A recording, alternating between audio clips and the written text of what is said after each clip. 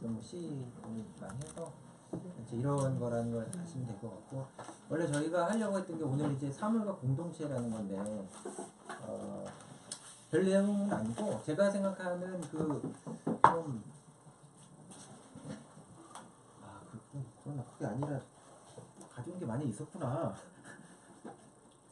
공동체 얘기라기보다는 좀 공유하고 싶었던 게 좀 있었구나. 아니 공동체 못했는데 좀 넘겨봐 주세요. 넘겨봐 주세요. 또 네. 그다음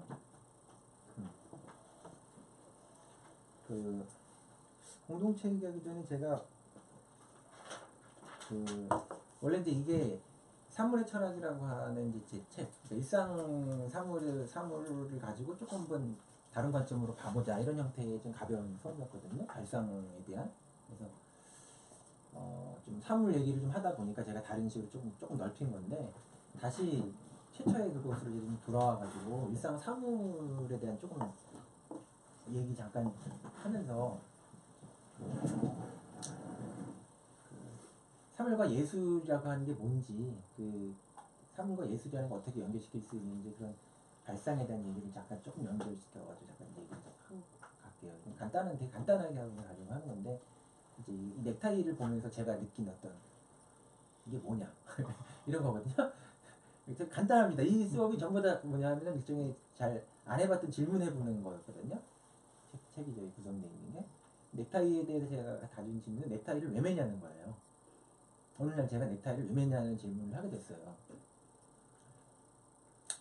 그러니까 저는 넥타이를 잘 매지 않는데, 넥타이를 잘 안 매는 사람은 넥타이를 어른이 됐다고 해서 넥타이를 잘 매는 게 아니에요. 저는 그렇지 않나요? 저 예식장 같은 데 갈 때 보면 막 갑자기 되게 막 헤매요. 갑자기 넥타이를 잘 안 매봐가지고. 그것도 무슨 어디지? 상가집 가려면 넥타이를 하잖아요. 그러니까 넥타이를 관혼상제, 되게 중요한 때는 넥타이를 꼭 매는 것처럼 되어 있거든요. 근데 그때 안 매던 사람이 넥타이 매려고 하면은 어릴 때 보이스카우트 할 때 뒷뜰야형이라는 걸 하면서 처음에 매듭 묶는 방법을 하는데 그거보다 훨씬 어려운 넥타이 매는 게. 그리고 넥타이를 매다가 막 이제 뻘뻘 땀을 막 흘리다가, 아니 도대체 넥타이 왜 매야 되는 거냐 내가 이런 생각을 해봤어요. 그래서 그런 질문을 이제 한번 던져보고 싶은 거죠. 넥타이를 왜 매나? 왜 그렇게 넥타이 맨다거나 넥타이 매는 이유에 대해서 뭐라고 생각하세요? 그러니까 결혼식 때 넥타이 매고, 상갓집에 갈 때 넥타이 매고, 그리고 그 다음에 누구야, 신입사원이 면접할 때 되면은 다른 건 자기 마음대로 입고 넥타이는 꼭 해야 되거든요. 그거 안 하면 찜찜합니다. 그거 넥타이가 되게 뭐냐면 사회적인 의뢰에서 되게 중요하다는 거예요. 이게 넥타이라는 게. 넥타이가 왜 그렇게 중요한가? 넥타이의 쓸모는 뭔가?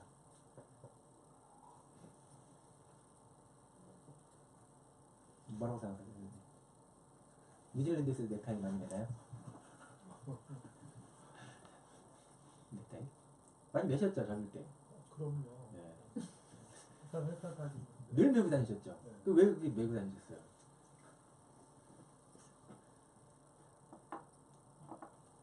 잘 모르겠는데. 남들이 다 매니까. 네. 아니 뭐죠?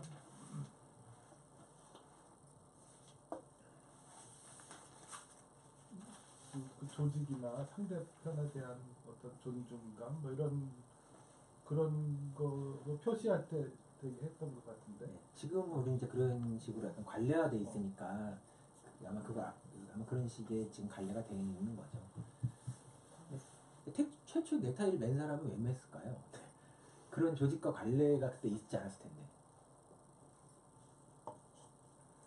넥타이의 현실적 쓸모라고 하는 게 있다면 넥타이에서 넥타이 실용성. 그러니까 우리 옷 중에 몸에 매는 게 두 가지가 있거든요. 하나, 흑대. 흑대의 실용성이 뭐냐라고 하면, 흑대는 왜 발명됐나? 바지로 내리지 말라고 딱 바로 나와요. 넥타이? 머클로 내리지 말라고? 이거 아니잖아요. 이거의 쓸모는 도대체 뭐냐는 거죠. 물어보면.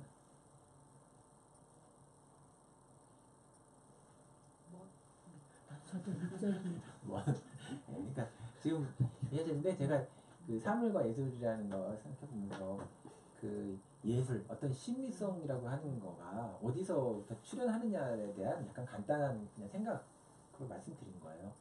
이 넥타이라고 하는 게 그러니까 옛날부터 이 매듭을 가지고 이렇게 늘 했던 건 아니거든요. 근데 서양의 어떤 시점에 이게 등장하고 이제 여러 가지 이거 넥타이가 왜 어디에 생겼느냐에 대한 몇 가지 이렇게 좀 이렇게 학설들이 있더라고요. 근데 분명한 학설은 없어요. 어떤 발명품은 아닌 것 같아요. 어떤 사람이. 근데 저게 지금과 같은 저런 형태의 매듭의 형태라고 하는 것이 아주 결정적으로 그거를 이렇게 만든 사람은 있더라고요. 그 시인이에요. 네. 멋있다. 네. 그 낭만주의신 바이런이라는 사람이 네. 이제 그 시기에 근대 그 무렵에는 일종의 이제 살롱 문화라든가 그런 형태의 이제 문화가 있었는데 거기에서 이제 뭐 음악하는 사람도 그런데 약간 연예인 같은 사람이었고 시인도 이제 그런 형태의 좀 사람 중에 하나였죠. 근데 이 사람이 어느 날 그 사교 그 파티하는 장에 이상한 걸 묻고 이렇게 매듭을 해가지고 묻고 딱 왔는데 그 여자들이 너무 좋아하는 거예요. 거기서 실패했으면 이게 넥타이가 안 나왔을 수도 있어요.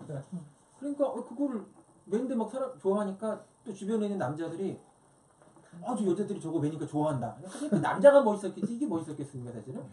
그런데 그 사람이 그거 하고 온 다음에 그 그럴싸해 보이고 막 인기를 얻으니까 그거를 집에 가서 이제 비슷하게 해보려고 하는데 저기 매듭이 잘 안 묶어지더라는 거예요. 그래가지고 이 시인한테 진짜 과외비를 내고 이 매듭을 묶는 그런 것들을 개인 교습을 받았답니다. 참 웃기는 얘기죠. 그러니까 이 얘기는 뭐냐면은 제가 넥타이 쓸모에 대해서 생각을 아무리 해봐도 넥타이의 쓸모는 없다는 거거든요. 지금은 그게 관례화가 됐기 때문에 그런 형태의 사회적 상징을 얻을 수가 있어요. 근데 최초 이거를 도대체 왜 매냐는 거예요.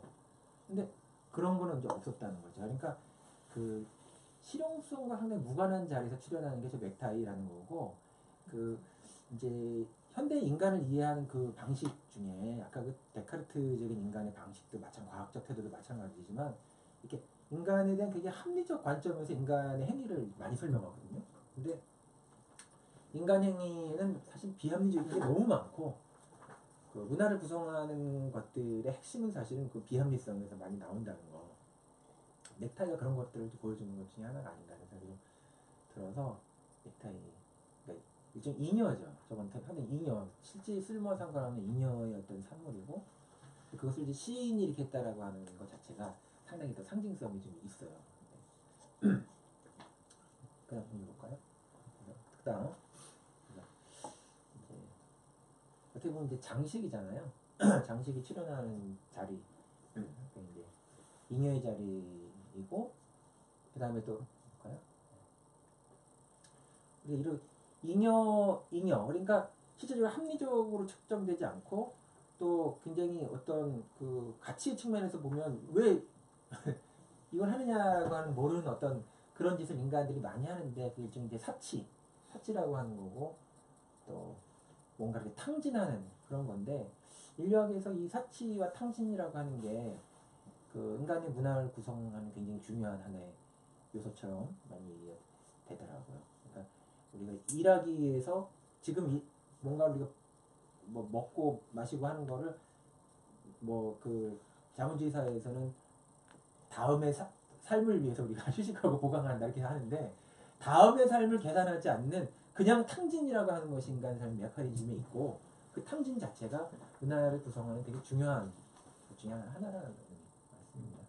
넥타이 사치의 관점에서 보는 거고 이건 제가 리움에서 본 귀걸이인데 이 귀걸이가 그 이제 3세기에서 4세기 정도의 그 경주 인근에서 출토돼서 이제 그게 가야하고 신라가 이렇게 교차하는 시기여가지고 정확하게 가야 거냐 신라 거냐를 정확히 알지는 못하더라고요. 근데 이 귀걸이를 보면서 이제 뭐 왕족의 귀걸이겠죠 저게. 근데 귀걸이 보면 되게 놀랬던 게 이 지금 확대를 했으니까 이만하지만 귀걸이라는 게 요만할 거 아닙니까? 요만한데 기가 막힌 게 저 문양이에요. 문양. 저 문양이 기계도 아니 없는데 저 문양이에요. 근데 저 문양이 진짜 놀란 게 뭐냐면은 이게 지금 해봐야 귀걸이 알이 이게 얼마나 크겠습니까? 근데 여기 이렇게 촘촘하게 분양을 했는데 이게 동그랗게 그린 게 아니라 이게 하나 이렇게 구슬을 박은 거거든요. 붙인 거거든요. 근데 이게 구슬이 저기 뭐냐 구슬이라기보다는 이제 금이어가지고 순금은 뜨겁게 이렇게 달구면은 이렇게 이게 몽울이 진대요. 알갱이. 그 알갱이 하나하나 이렇게 붙여가지고 되게 원 하나하나를 이룬 거예요. 그러니까 저 미친놈 아니냐 이런 생각이 드는 거예요. 근데 저 기술은 지금도 이렇게 전수가 되지 않아가지고 지금은 재현할 수 없답니다. 저 기술은. 저 짓을 왜 인간이 하냐는 거예요. 너무나 그 비합리의 극치로 제가 이제 보는 거예요. 이거 보면서 이게 탕진이라고 시간의 탕진이고 노동의 탕진이거든요. 그런 게 당연히 그 탕진에서 사치품이 나오는데 이제 사치품 자체가 지금 이제 예술이잖아요. 그래서 그 심미적인 것을 출연을 제가 생각해 보면서 이런 생각을 좀 해봤어요. 그다음 이제 너무 교양적인 지금 말씀드리는 것 같지만 이제 그 사람이 의식주를 굉장히 실용적인 것의 핵심으로 얘기를 하는데 의식주를 얘기할 때 그 이제 집 인간의 집이라고 하는 게 여기 건축가가 두 분이나 계신데 저희 집하고 저 친구네 집에 가봤던 두 집 사이의 가장 큰 차이는 저희 집에는 어떤 물건이 하나 없어지면 굉장히 사는데 치명적인 일이 발생하거든요. 근데 친구 집에 갔더니 10가지 있는데 9가지 없어도 사는데 아무 영향이 없어. 그러니까 결국은 그 잘 사는지가 잘 사지 않는지의 차이가 뭐냐? 다 탕진이야, 탕진 이거는. 다 잉여가 얼마나 있느냐가 결국은 그럴싸한 어떤 집. 그러니까 의식주라고 하는 것이 굉장히 생존의 필수적인 세 가지 어떤 요소로 얘기하지만 그것이 구성되는 그 방식을 보게 되면은 굉장히 비합리에 구성되어 있다는 거죠. 이거는 제가 피라미드 왜 이렇게 보여드리겠습니까? 피라미드가 이게 뭔지는 잘 모르지만 뭐 이렇게 죽은 사람의 무덤이라는 설이 많잖아요. 죽은 사람의 무덤도 결국 집이거든요. 죽은 사람의 집이거든요. 그러니까 인간은 죽은 사람의 집도 짓는다는 거죠. 왜 짓는가? 이런 것들 중에 탕진이죠. 어떻게 보면은 엄청난 노동력을 들이고 엄청난 여기 어떤 기술을 여기서 발휘해서 그 자원을 들여가지고 짓는 어떤 이런 형태의 집. 그다음 뭐 우리 어디 외국에 여행 가면은 가장 멋있는 건축물이라고 하면 무슨 뭐 성당 이런 거? 네, 교회? 그 사람이 사는 집이 아니잖아요. 그러니까 사람이 살지 않는 어떤 보이지 않는 존재의 집도 인간이 이렇게 짓는데 사실은 탕진이거든요. 근데 그게 없으면 볼 게 없잖아요. 그게 문화라고 하는 게 뭐냐? 이게 다 잉여라는 거죠, 사실은. 근데 우리가 계속 노동 합리성에 대한 얘기를 계속 하고 있는데 이 탕진이라고 하는 것에 대해서 한번 생각해 봐야 된다는 참 잠깐 말씀드린 겁니다. 좀 넘어볼까요? 참 이런 것도 봐도 참 기가 막혀요. 이거 그냥 신으면 되는데 왜 저렇게 구멍을 저렇게 해가지고. 근데 이거를 보면서 제가 드는 생각은 이런 거예요. 이게 되게 요즘 무슨 명품 뭐가 되게 비싸지 않아요? 팬디하고 되게 비슷해요. 그러면은 최근에 그 문화예술위원장 된 황인 선생님이 트위터에 마지막 남긴 트위터가 보니까 이런 거 쓰셨어요. 그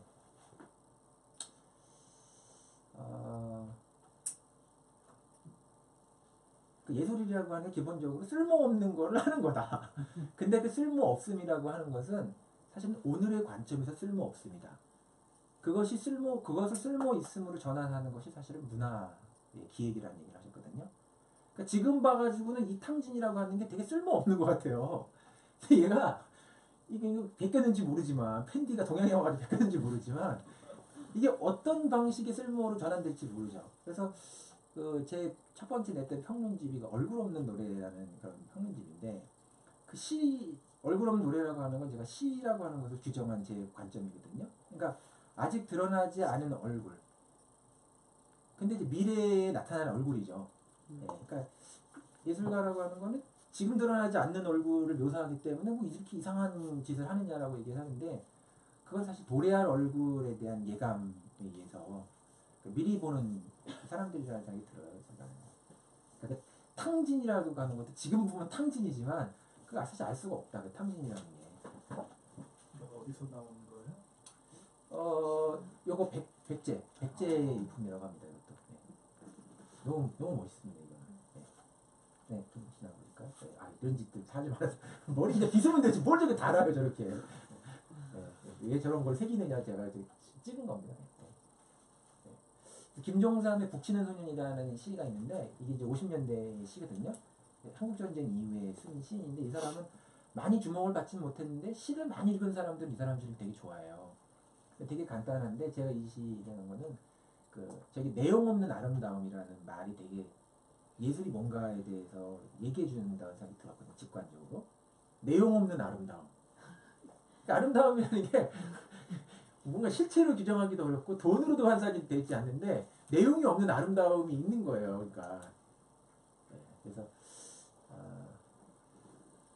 근데 이 시는 조금 역사적인 배경으로 이 시를 이해해보면 조금 찡한 시입니다. 저기서 내용 없는 아름다움처럼 내용 없는 아름다움이라고 시인이 본 건 뭐냐면은 서양 나라에서 온 아름다운 크리스마스 카드를 얘기하는 거거든요. 서양 나라에서 온 아름다운 크리스마스 카드라는 거 우리나라 한국 전쟁 끝난 다음에 원조 많이 받고 애들 전부 뭐 고아원 너무 많았잖아요. 전쟁 고아 많고. 그러니까 그쪽에서 원조 같은 거 받으면서 무슨 뭐 위문 편지 서양에서 사람들이 쓰는 어떤 그런 카드 이런 게 엄청 오는 거예요. 근데 쓴 카드라고 하는 게 외국에서 왔기 때문에 한글도 모르는 애들한테 다 영어로 온 거예요. 카드가 일종의 서양 나라에서 온 아름다운 카드인데 뭐라고 써 있는지 내용을 알 수가 없어요. 그러니까 그야말로 내용을 써도 내용 없는 아름다움이죠 사실은.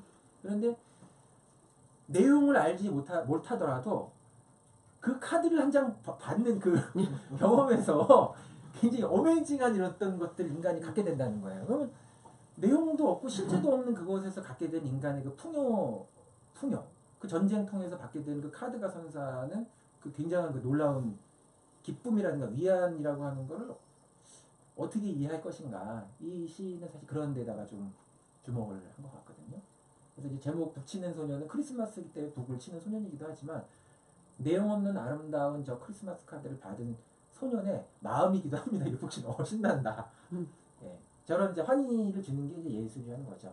근데 저 아이에게 그런 어떤 체험이라는 게 실제 삶과는 무슨 연관이 있겠습니까? 카드를 받건 안 받건 간에 인생에 아무 사실은 영향은 없거든요. 근데 그런 이제 체험의 순간에 대한 얘기를 하는 거고요. 다시 황현 선생님 얘기 잠깐 하면은 그 선생님이 어떤 한 인터뷰에서 이런 걸 본 적이 있어요. 이제 한국의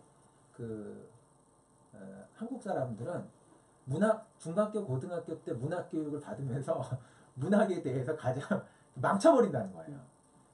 근데 특히 이제 시 같은 것을 예를 들면서 시에는 답이 없잖아요. 근데 답을 찾으라고 그렇게 막 그냥 그것도 빨리 찾으라고 그러고 하나만 있다 그러면서 그걸 막 고르게 하니까 그러면은 우리가 문학교육에서 어떻게 문학교육이라고 하지만 어떤 예술교육에 대한 얘기도 하거든요. 어떻게 예술을 우리가 일반적으로 받아들여야 될 것인가에 대해 그 선생님이 한 얘기는 뭐냐면은 그것을 어떤 이제 예술적인 어떤 대상이라고 얘기하는 것과 만나는 순간의 최초의 어떤 그런 어떤 경험이라고 하는 것이 있는데 그 체험, 그 느낌 자체를 존중하게 하는 것이 제일 중요하다. 거기에서 어떤 의미를 뽑아내는 그 이상 떠나서 그 체험을 우리가 어떻게 존중하고 체험을 이렇게 조금 잘 이렇게 좀 뭐라고 할까요?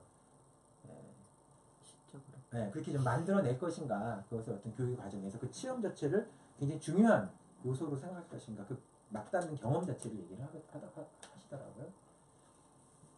그러니까 내용 없는 아름다움의 카리스마스 카드를 받았을 때 그 소년이 좀 북치는 소년 같은 그런 어떤 경험 자체가 굉장히 그것이 중요하다는 거예요. 사실은 사람을 개방시키는데 예술이 가지는 그 선생님 얘기는.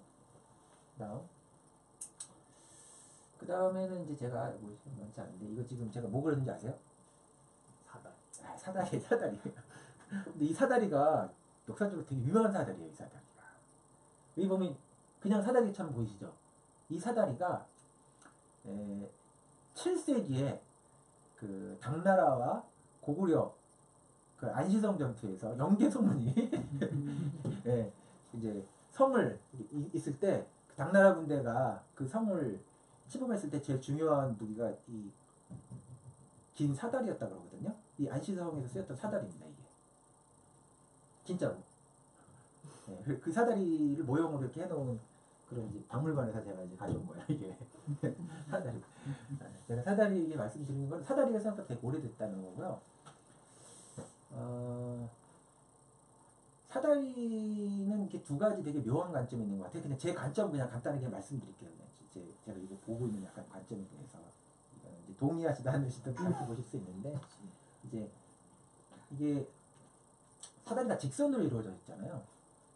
직선으로 있고 이렇게 되어 있지 않으니까 목표하는 곳에 가장 어떻게 보면 빠르게 직선이기 때문에 딱 도달할 수 있는 이제 그런 건데 우리가 사물에 대해서 어떤 사물에 대해서 뭐 그림을 그려봐라라고 하면은 다른 그림과 이 사다리가 그려지는 방식에 좀 차이가 뭘까에 대해서 제가 생각해 본 적이 있는데 이 사다리는 이렇게 우리 사다리 타기라는 것도 있잖아요.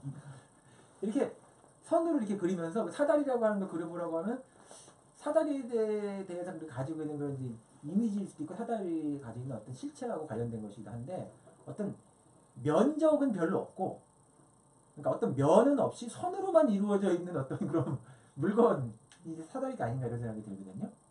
그래서 물론 사다리도 딛는 면은 있죠. 근데 보통 일반적인 사물 이런 걸 묘사하다 보면 이 면이라고 하는 게 묘사가 되잖아요. 이렇게 면적이 나올 수밖에 없잖아요.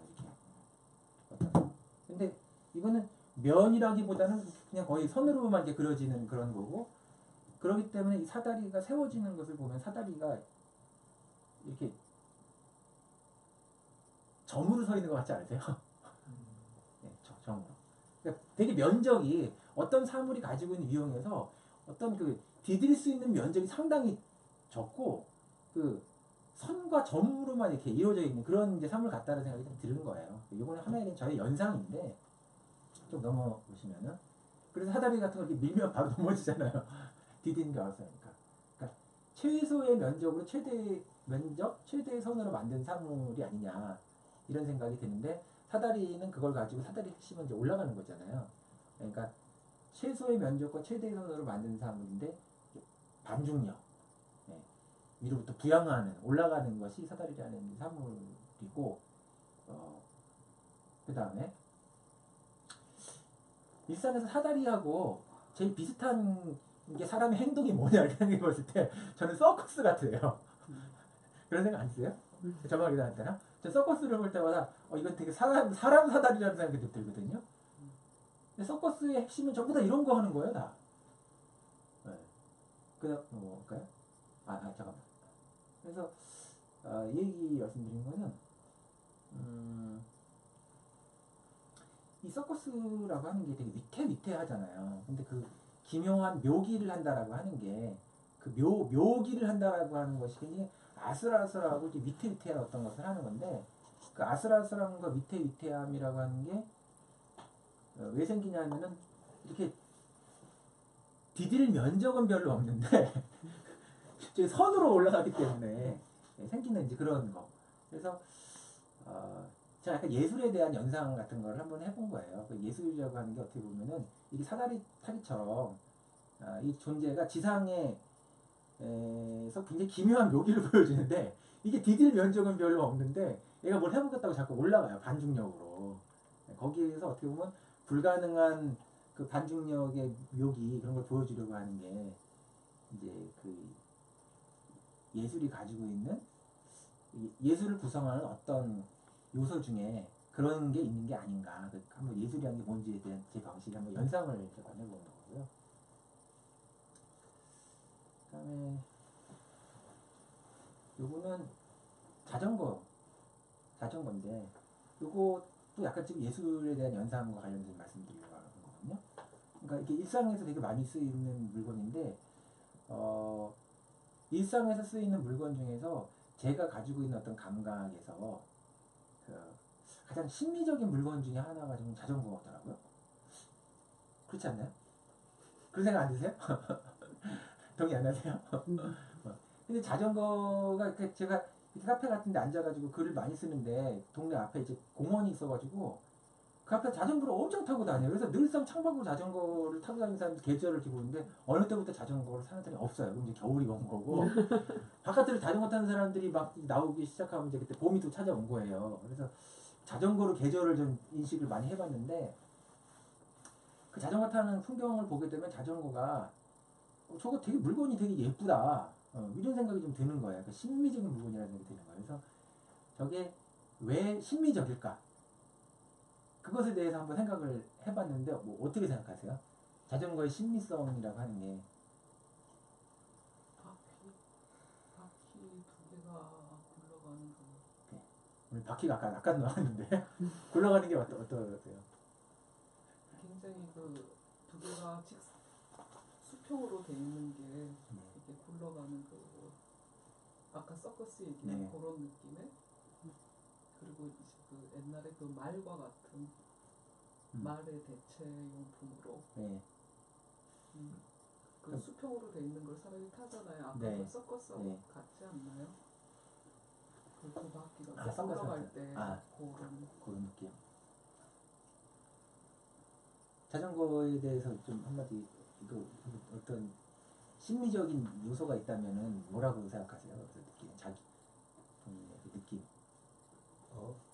이렇게 군더더기가 없는데 아, 그 선이나 부재나 이런 역학적으로 예. 사람을 버틸 수 있는 정도와 굴러갈 수 있는 바퀴와 그러니까 군더더기 없이 되게 미니멀하게 이게 딱 조합됐는데 걔가 사실 하는 기능은 되게 많아요. 아. 굴러가기도 하고 네. 또 뭐 색깔도 있고 뭐 이렇게. 그러니까 이제 우리가 그 미라고 하는 것을 이해하는 여러 가지 관점 중에서 보면 그런 게 있는 것 같더라고요. 이제 완벽한 비례. 그래서 우리가 뭐 평균율, 황금비 이런 거 얘기를 하는 게 근데 이제 비례적으로 저게 뭔가 조형적인 요소가 있는 것 같아요. 근데 그 조형적인 요소라고 할 때 조형이라고 하면은 그 조형적 요소가 복잡한 게 아니라 그리고 그 기하학을 이루는 기본적인 요소들 원이라든가 선이라든가 삼각형이라든가 이렇게 기하학의 가장 조형적인 그 원형에 해당하는 것들이 심플하게 배치되어 있고 그것이 또 어떤 공학적 요소를 가지고 있어가지고 이렇게 되는 이제 그런 식의 비례, 안정감 뭐 이런 다 여기 있는 것 같아요. 그런데 제가 이제 여기에서 좀 그 자전거를 이렇게 쳐다보면서 본 게 이 자전거를 이루는 전체의 그런 요소들 중에서 뭐가 자전거를 또 부분적으로 보면 자전거의 구성 요소 중에서 자전거가 다른 사물에 비해서 심리적 쾌감 같은 걸 주는가라고 생각했을 때 구도도 있고 저처럼 저 바퀴 근데 바퀴 정확하게 얘기하면 바퀴에 살이 문제인 것 같아요. 그래서 왜냐면 바퀴가 있는 거 자동차도 보는데 자동차 바퀴가 별로 심리적인 생각이 잘 안 들거든요. 자동차에 뭐 휠 같은 것도 있지. 그것도 어떻게 보면 저는 살을 응용하는 걸 텐데 저 살에 대해서 이제 우리가 생각을 한번 해볼 필요가 있는 게 이게 저희 관찰의 결과인데 자전거를 처음에 이렇게 보게 되면 저 자전거의 바퀴 살이 이렇게 막 된 게 이게 지금 현란해 보이고 이렇게 멋있어 보여요 저게. 근데 자전거를 많이 관찰하다 보면 바퀴를 관찰하다 보면은 처음에 바퀴 살이 보이다가 저 바퀴 살 사이에 공간이 보이는 때가 생깁니다. 그러니까 제가 보는 거는 궁극적으로 저 공간이거든요. 근데 이제 이 수업을 제가 처음 열면서 첫 시간에 그 스탠드에 대한 얘기를 제가 드린 적이 있어요. 스탠드를 이제 집안에서 이렇게 이제 공부하다 보면 스탠드를 켜고 저 같은 경우는 방 안에 불을 다 꺼놓는데 스탠드를 킬 때 스탠드는 당연히 불을 켜는 거잖아요. 처음에는 불이 보여요. 근데 스탠드하고 계속 지내다 보면은 불이 보이는 게 아니고 스탠드가 이렇게 딱 비치는데 그 다음에는 한 번도 보이지 않던 스탠드 주위에 어둠이 드러나거든요. 그러니까 저는 스탠드에 대해서 글을 썼을 때 뭐라고 했냐면 어둠을 모으는 불빛이라는 얘기를 썼어요. 사실 불빛이 어둠을 모은다는 건 모순적인 말인데 그때 그래서 첫 시간에 제가 드렸던 질문은 근데 우리가 이 밝혀지지 않은 이 어둠이라고 하는 것이 눈에 보이지 않기 때문에 이 허공을 보통 없다고 생각하는데 그게 없는 거냐 이런 질문을 좀 드렸거든요. 그리고 인공지능과 사람을 좀 구분해서 이 어둠 그러니까 아무것도 없는 무의 공간처럼 되어 있는 이것을 인공지능은 사람하고 비슷하게 느낄 것이냐 인간은 이 어둠에 대해서 사실은 깊은 체험을 하게 되기 때문에 사실은 종교도 발생한 거거든요. 어둠이 보이지 않지만 그게 무가 아니라고 하는 어떤 형태의 그 기분 속에서 다른 어떤 존재에 대한 어떤 그것이 그걸 과학적으로 설명한다기보다는 그 기분 안에서 체험 안에서 그 무가 아니라 그 공간의 깊이를 우리가 느끼게 되는데 인간은 이 자전거의 그 살 사이에서 지금 공간이 있는데 저 공간이 없는 게 아니고 사실 있는 거라는 거죠. 있는 거. 뭐가 있다는 거죠. 그러니까 비어 있는 게 아니라 있다는 거예요. 그러니까 저 있다는 것의 실체가 우리의 기분으로 표현되는 게 그 미감, 미적 쾌감이 아니냐는 생각이 들어요. 그런데 저 무라고 하는 거는 스탠드에 불빛을 켜면 불빛이 있은 다음에 주변에 있는 그 어둠이라고 하는 것이 인식되는 것처럼 자전거 바퀴에 저 살이 없으면은 저 공간이 보이지 않습니다, 사실은. 그러니까 공간은 있지만 저 공간이 있다라고 하는 것이 뚜렷하게 인식이 되지 않아요, 저 사이가. 그래서 이 얘기를 그 예술론으로 유명하게 한 사람이 다시 또 하이데거 같은 사람인데 그 사람이 그 예술품에 대해서 예술품과 그냥 인공 사물과의 큰 차이에 대해서 얘기를 하면서 탁월한 예술품이 하는 역할은 뭐냐면은 적절한 방식으로 적절한 조형적인 어떤 위치에 조형적인 어떤 요소를 가지고 예술품이 제작이 되면 그 예술품이 처음에 딱 들어있을 때 사람들은 그걸 보지만 그 예술품이 진짜 보여주는 거는 사방의 자연이라고 얘기하거든요. 그러니까 그 사람은 뭐 파르테논 신전 같은 거 가지고 얘기했어요. 서양 사람이니까. 그래서 높은 언덕과 앞에 절벽에 이렇게 바다 있는데 신전이 딱 우뚝 서 있는데 신전이 없으면은 거기가 그냥 이렇게 평범해가지고 그 공간 자체가 잘 드러나지 않는다는 거예요. 근데 그 탁월한 자리에 탁월한 조형적 요소로 그것이 드러났을 때 사방의 자연을 모아들인다. 사방의 존재를 모아들인다는 표현을 쓰거든요. 그러니까 이 자전거는 실용적인 물건이지만 저 살이라고 하는 것이 어떻게 보면은 저 주변에 있는 공간을 이렇게 드러나게 하는 그런 요소를 통해서 저 살이 이제 그런 심리적인 어떤 요소들 같은 거를 거기서 이렇게 만들어내는 게 아닌가 그런 얘기죠. 저는 하이더 같은 사람은 좀 되게 철학적으로 얘기하고 저는 이렇게 뭐 싱겁게 얘기했지만 이 동양 사람들도 옛날에 그 노자 같은 사람이 되게 간단한 말로 저런 걸 그냥 정리를 하거든요. 거기 보면은 이제 그 사람은 뭐 미에 대해서 얘기한 건 아니지만 밥사발이 있는데 밥사발의 제일 중요한 거는 비어 있는 거라는 거예요. 그게. 밥사발의 가능성은 밥사발에 밥을 담을 수 있는 가능성은 비어 있음이라고 했는데 그 비어 있음이라고 하는 거는 지금 밥을 담지 않았지만 밥이 비어 있기 때문에 밥을 담을 수 있는 잠재력을 거기서 가지고 있는 거거든요. 그러니까 그거는 무가 아니라는 거. 그 사람이 얘기하고 싶은 건 무가 아니라는 얘기를 하는 건데 이제 저것도 어떻게 보면 비슷한 게 아닌가. 그래서 제가 좀 가지고 있는 많은 생각의 어떤 부분, 문학을 하면서도 그렇고 이런 걸 가지는 거는 그 이렇게 비가시적이라고 볼 수도 있고 우리가 없다라고 생각할 수도 있고 그냥 무라고 표현될 수 있는 그 공간이 어떤 그 힘을 가지고 있고 거기에 어떤 존재의 요소가 있는지 그걸 우리가 인식하는 게 되게 좀 중요하다는 거. 그리고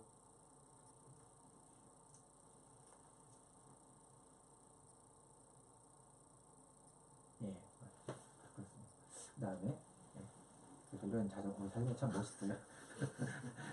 우리 저기 그 박승호 선생님은 사실 수 있는 자전거 같습니다. 평소에 마이크 타시는 거 보면 자전거 아우디에서 나온 자전거입니다. 비쌉니다. 지금. 유명한 자동차 회사들이 전부 다 처음엔 자전거로 시작된 거 아시죠? 네. 네. 자 그리고 이제 오늘 이제 마지막 정리하는 제가 이제 3월 하나 얘기하면서 이제 끝나려고 하는데 요건 이제 뭐 그 얘기 들으신 분들이 지금 여러 번 들으신 분이 있는데 이제 제가 오늘 그 사물과 예술에 대한 얘기, 신비적인 것에 대한 예술보다는 신비적인 어떤 것에 대한 그 요소에 대한 얘기를 좀 했는데 원래 사물과 공동체에 대한 얘기를 좀 하고 싶었던 거였거든요. 근데 그건 이제 다음번에 우리가 기회 있으면 한번 더 따로 해야 될 것 같아요. 근데 마지막으로 그 사물에 사물을 통해서 공동체라고 하는 걸 생각해 볼 수 있는 거로 제가 꼭 하나 이제 얘기해 보고 싶은 게 이제 제가 작년에 그 미국에 가서 그 이제 외국 그 경험이 별로 없는데 미국을 한번 가볼 기회가 있었어요. 그래서 이제 뉴욕을 이제 처음 가봤고 작년에. 근데 그래서 한 60일 정도 그냥 막 엄청 돌아다녔어요. 그래가지고 막 이렇게 인터뷰도 많이 하고 뭐 엄청 많이 돌아다녔는데 그때 이제 제가 저 산물의 철학이라는 책을 썼기 때문에 사람들이 돌아와서 야, 산물의 철학의 저자가 미국에 가서 그 많은 산물을 봤는데 어떤 산물이 제일 신기하더냐 그거를 저한테 물어봐요. 그래서 당신이 생각하는 최고의 인문적 산물이 뭐라고 생각하냐 이런 걸 물어보는 거예요. 그래서 제가 그걸 가지고 한번 토크를 한번 한 적도 있었습니다. 미국에 갔다 왔던 얘기를 가지고. 근데 그때 이제 제가 서부의 실리콘밸리라든가 이런 데 이제 가서 뭐 그 이렇게 IT 기업들 이런 데들도 가보고 했기 때문에 또 뭐 MIT 동부에 가가지고 그런 데서 뭐 이런 것들도 보고 여러 첨단의 그런 것들도 많이 봤기 때문에 사람들은 이제 그런 거를 받지 않냐 그게 최고의 뭘 그 아니냐 이렇게 얘기를 하는 거예요. 근데 제가 이제 그때 꼽았던 사물은 뭐냐면은 일단 볼까요? 넘겨가 주세요. 네, 넘겨가 주세요. 네. 이게 다 하려고 했었는데 못할 것 같고 네.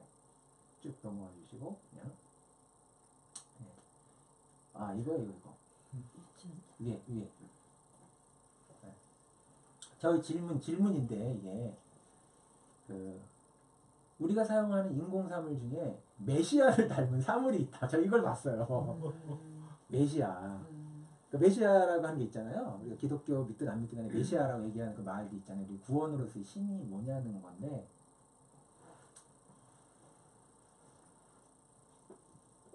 뭐 되게 거창한 거대한 질문인데 네.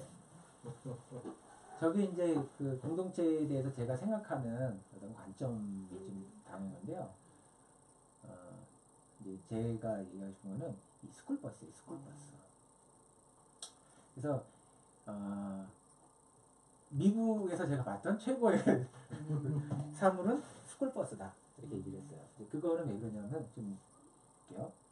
이제 이게 그 배트맨 다크나이트라고 하는 영화의 이제 한 장면인데 이제 이게 뭐냐면 은행을 터는 장면이거든요.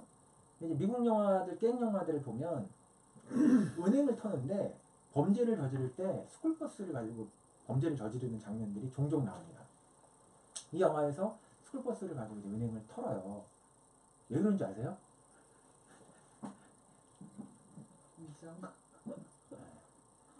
그 다음 장면.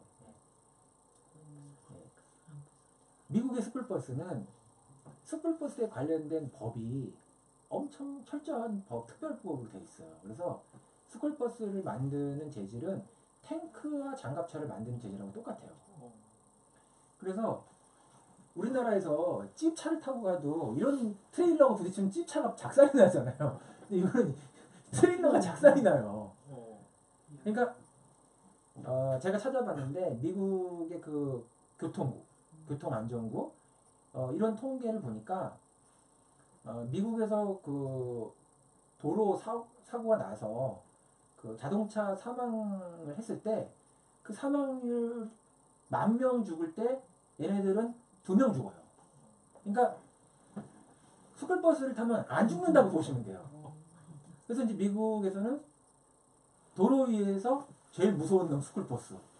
스쿨버스 나타나면 피해라. 뭐 이제 이런 말이 진짜 일상적으로 있는데 이 스쿨버스가 그 다음 장을 볼까요? 그래서 이런 스쿨버스 그냥 이렇게 되면 스쿨버스예요. 이게 그러니까 있는데 이 스쿨버스에 대해서 제가 되게 인상적이었던 장면은 뭐냐면 그 다음 장면. 네. 스쿨버스의 이 스톱 표지판이거든요. 이제 미국의 스쿨버스는 제가 이제 동부에 있을 때는 이제 맨하탄에 복잡하니까 차를 안 가져다녔는데 서부에서는 땅덩어리가 크니까 이제 렌트를 하는데 동부에 있었던 친구들이 이제 서부로 갔을 때 저한테 꼭 주의하는 게 그거예요. 너 스쿨버스 스톱 표지판 나오면 너 무조건 서야 된다. 미국에서 제일 무서운 게 스쿨버스라는 얘기를 그 친구들이 계속 몇 번을 강조하는 거예요. 근데 도로에서 제가 스쿨버스를 딱 탄 건지 여러 스쿨버스가 엄청 다니는 거예요. 미국은 정말. 근데 스쿨버스가 스톱 표지판을 딱 서는데 일단 미국의 스쿨버스의 스토어 표지판은 모든 차를 세우게 돼 있습니다. 근데 모든 차가 선다는 게 어떤 의미냐면 일단 뒤에 있는 차들은 당연히 서요. 옆에 있는 차도 추월을 못하게 돼 있어요. 근데 더 놀라운 거는 반대편에 오는 차도 갈 수 없습니다. 그러니까 이 스쿨버스가 스토어 표지판을 딱 하는 순간 도로의 모든 움직임이 정지해요. 되게 놀라운 장면인데 되게 놀라운 거는 그러면은 우리가 도로교통법에 예외를 받는 차량이 세 종류가 있거든요. 앰뷸런스, 소방차, 구급차예요. 여기 다음 장면을 보실까요? 이게 소방차가 있잖아요. 스쿨버스 스토어 표지판을 내세우면 소방차가 못 갑니다. 이게. 그리고 이후에 내가 또 좀 조사를 해서 알아본 건데 미국에서는 대통령 관용차도 스쿨버스에 예외가 없어요. 지금 대통령 누구죠? 성질 들어오는? 트럼프도 여기서는 서야 돼요. 그러니까 트럼프도 세우는 스쿨버스. 그러니까 이게 되게 놀라운 거라는 거죠. 그래서 이제 이 얘기를 이제 두 가지를 요약해서 제가 드리면은 가장 강력한 것에 가장 약한 것을 태우는 것이 스쿨버스거든요. 우리는 가장 강력한 곳에 가장 강력한 사람들이 타잖아요. 근데 가장 강력한 가장 약한 것을 태워요. 근데 이제 이거를 조금 제가 인문학적으로 좀 이걸 하나의 메타포로, 철학적인 메타포로 좀 보게 되면 무슨 생각을 했냐면은 그 독일의 헌법학자 중에서 칼 슈미트라고 하는 헌법학자가 있습니다. 그래서 이 사람은 현대 법학의 역사에서 가장 유명한 사람이에요. 그래서 이제 우리가 대륙법이라고 하면은 이 독일의 법을 얘기를 하는데 이 법이 지금 전 세계 상당히 보편적인 법의 형태로 많이 전파가 됐기 때문에 근데 이 슈미트라는 사람이 무슨 얘기를 하냐면은 그 주권자라는 표현을 쓰는데 주권자라고 하는 건 이제 그 국가의 주인이 되는 권리를 가지고 있는 사람을 주권자라고 하잖아요. 지금은 현대에서는 국민이 주권자라고 얘기를 하는데 실제로 한 국가에서 누가 진짜 주권자냐, 누가 정말 국가의 가장 강력한 그 권력, 가장 강력한 권리, 그 권리를 주장할 수 있는 가장 강력한 권력을 가지고 있는 사람이 현실적으로 누구인지를 알 수 있는 방법이 있는데 그 방법은 뭐냐면 현재 현행의 법을 중지시키는 자라는 거예요. 그러니까 진행되고 있는 법을 현재 전부 다 이렇게 법이라고 하는 건 보편성 가지고 있어서 모든 사람이 적용되는데 그 법의 적용을 명령을 시킬 수 있는 중지 명령을 시킬 수 있는 사람이 진짜 권력자라는 거예요. 그러니까 이제 그런 상태가 어떤 때부터 발생하냐면 쿠데타 같은 상태가 발생하죠. 그래서 이제 헌법이 중지되고 계엄이라고 하는 건 헌법의 중지 상태고 현행법이라고 하는 게 정지되는 거잖아요. 그래서 이제 여기가 주권자라는 거는 그 사람 입장에서 보면은 법을 정지시키는 자인데 다시 말하면 법이 정지된다는 건 그 법이 정지될 수 있는 그 법의 예외 상태를 만들어내는 자라는 거예요. 비상 상태를 명령할 수 있는 자라는 거예요. 그 사람이 진짜 권력자인데 이 사람 얘기를 이제 그 다음 볼까요? 그 베냐민이라는 사람이 이 칼 슈미트라는 사람의 이 헌법적 어떤 그 논리를 이 사람 이제 그 유대인이었거든요. 독일인이었지만 유대인이었어요. 그래서 그 히브리즘, 그 유대적인 그런 사고 안에서 그 철학적 어떤 자기를 굉장히 많이 전개한 사람인데 이 사람이 이런 얘기를 해요. 그 슈미트의 얘기를 이렇게 본따 가지고 철학적으로 저걸 어떻게 자기 방식으로 바꾸냐면 메시아라는 게 있다. 사람들은 메시아라고 하는 걸 기다린다. 근데 메시아라고 하는 거는 구원자로서의 신이잖아요. 근데 구원자로서의 신에 대해서 사람들은 구원자로서의 신이 하늘의 빵빠레를 울리면서 막 이렇게 나타나가지고 사람들을 이렇게 들어 올릴 거라고 생각을 하는데 자기 그 오해라는 거예요. 그래서 이 사람은 뭐라고 했냐면 메시아가 세상을 구원하러 온다라고 하는 건 이 세상이 잘 돌아가면 구원하러 올 일이 없잖아요. 세상이 엉망진창이기 때문에 구원하러 오는 거예요. 그러니까 엉망진창의 세계라고 하는 건 엉망진창의 법에 의해서 이 세상이 움직이는 관행이 엉망진창의 구원을 받아 마땅한 그런 형태의 법에 의해 가지고 움직이는 그런 세상의 시스템 속에서 메시아가 출현한다. 그럼 메시아가 출현했을 때 그 사람이 메시아로서 할 수 있는 첫 번째 일은 뭐냐면 사람을 죽어 들어올리는 게 아니고 이 엉망진창인 법을 중지시키는 거라는 거예요.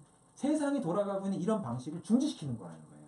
근데 그 세상을 돌아가는 걸 중지시키려고 하면 이 세상을 돌아가게 만드는 권력을 쥐고 있는 사람들일 거 아니에요. 그래서 가장 강력한 권력자의 힘, 가장 강력한 현행의 법을 중지시키는 방식으로 이 세상이 돌아가는 현재의 질서를 중지시키는 자가 바로 메시아라고 얘기를 하거든요. 그것을 통해서 중지시킴을 통해 가지고 누가 좀 해방이 되겠어요. 그 법 안에서 힘이 없던 사람, 그 법 안에서 억압받던 사람들이 일종의 풀려나고 자유를 얻게 될 거 아니에요. 그러니까 이 사람은 이제 그런 방식으로 메시아를 이해합니다. 그래서 강한 것을 이겨내는 세상에 존재하는 그 강한 질서를 만드는 그것들, 그러나 어떤 억압과 폭력을 만들어내는 그런 것을 중지시키는, 그것을 통해서 약한 것을 구원하는 것이 이제 메시아다. 이게 이제 메시아님의 관점이에요. 그러니까 슈미트의 관점을 이 사람이 이런 방식으로 해석을 합니다. 근데 제가 이 스쿨버스를 보는데 얘가 다 중지시키잖아요. 법을 다 중지시켜요. 근데 법을 중지시키는데 경찰력도 중지시키고 행정력도 중지시키고 대통령의 차도 중지시켜요. 그리고 그 중지시킨 것을 통해서 뭘 하냐면 가장 약한 것을 보호한단 말이에요. 이게 이런 게 바로 메시아가 아니냐, 우리가 일상의 관점에서 이거를 좀 바꿔서 얘기를 하면. 그러니까 좋은 삶이, 그 다음 장면 볼까요? 좋은 삶이 무엇이냐에 대해서, 어떤 공동체를 원하는가에 대한 여러 가지 형태의 이미지를 우리가 그려낼 수도 있고 조금 행정적으로 디테일하게 그릴 수 있지만, 제가 생각하는 좋은 삶, 좋은 공동체의 그 이미지라고 하는 것의 핵심을 저는 여기서 좀 본 부분이 있거든요. 이런 영감에서. 그러니까 디테일은 다를 수 있지만 가장 어떤 그 어떤 강한 힘이라고 하지만 뭐 어떻게 얘기할지 모르지만 가장 약한 것을 가장 좀 중심에 놓고서 보호하고 배려하는 그런 어떤 공동체, 이게 좋은 삶의 방향이, 메시아가 원하는 삶의 방향이 아닌가, 이런 생각을 좀 해봤어요. 뭐 공동체에 대한 얘기를 좀 오늘 많이 하지 못했는데 이런 정도까지만 얘기하고 3월달 수업을 마치겠습니다.